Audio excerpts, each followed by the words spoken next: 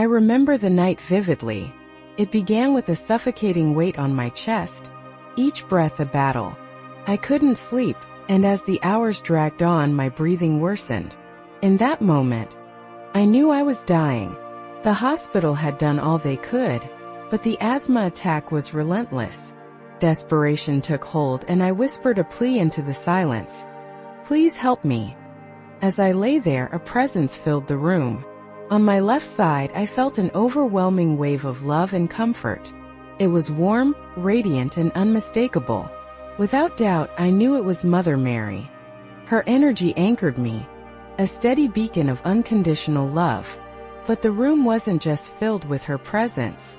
On my right, another energy emerged, powerful, immense, and commanding. This was Archangel Michael.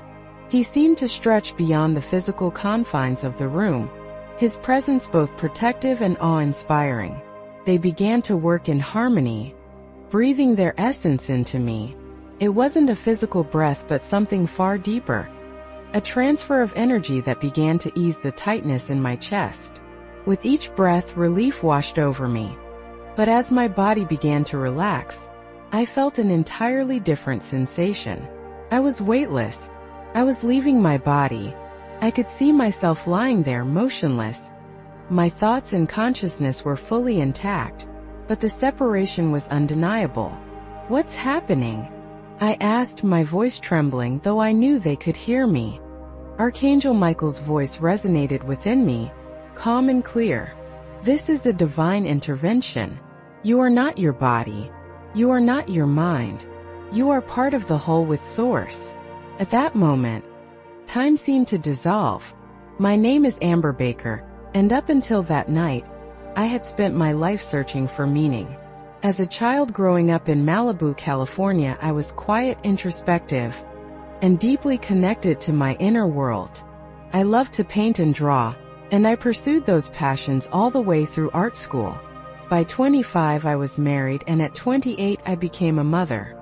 My second son arrived when I was 30, and while I loved my children with every fiber of my being, something was missing. Over time, I felt a growing void within me. I wasn't just a wife or a mother. I was someone who had lost a part of herself. By my mid-30s, I knew I needed to make a change. Divorce was a difficult decision, but I believed it was necessary for my growth. Yet the emotional weight of that choice bore down on me. My children needed me, and my oldest son had learning disabilities that required time and resources I often couldn't provide. My ex-husband wasn't able to contribute financially, and I carried the guilt of feeling like a failure.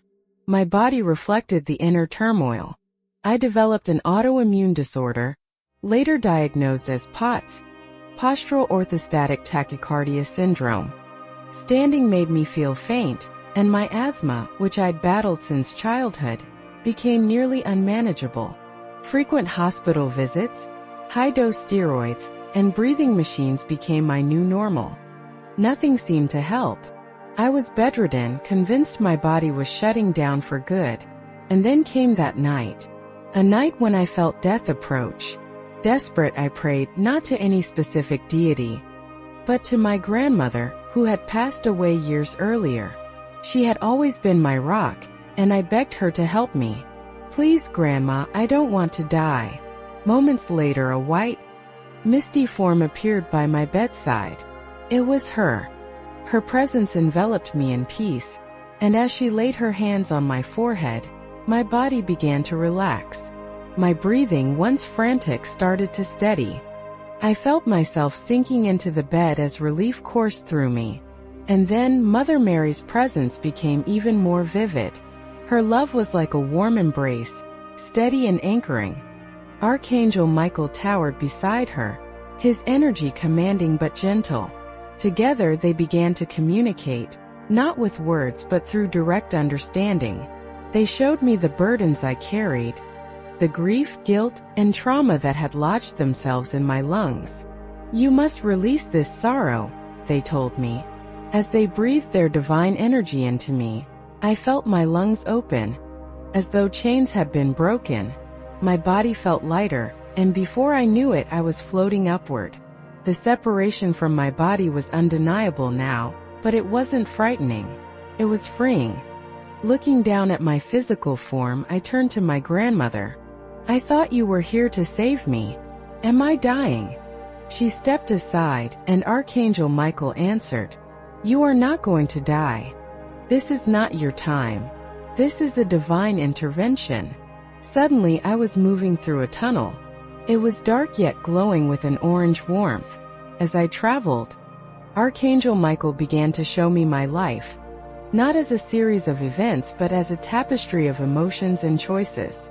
He explained how I had mistakenly defined myself by my struggles. "You are not your illness," he said. "You are not your pain.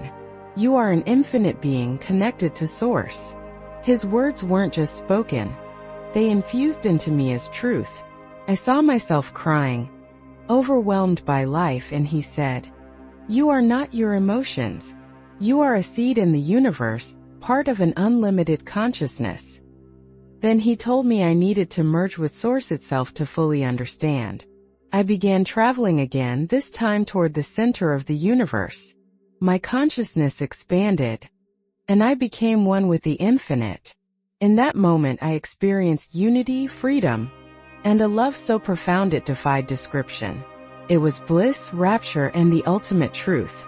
But eventually, my consciousness began to pull back. Archangel Michael explained that I needed to return to my body to complete my mission. He showed me how my consciousness would reintegrate through my energy centers, cleansing and transforming them as I returned. When I opened my eyes, tears streamed down my face. The asthma attack was gone, but more importantly, I was no longer the same person. I had been awakened to the truth of who I was.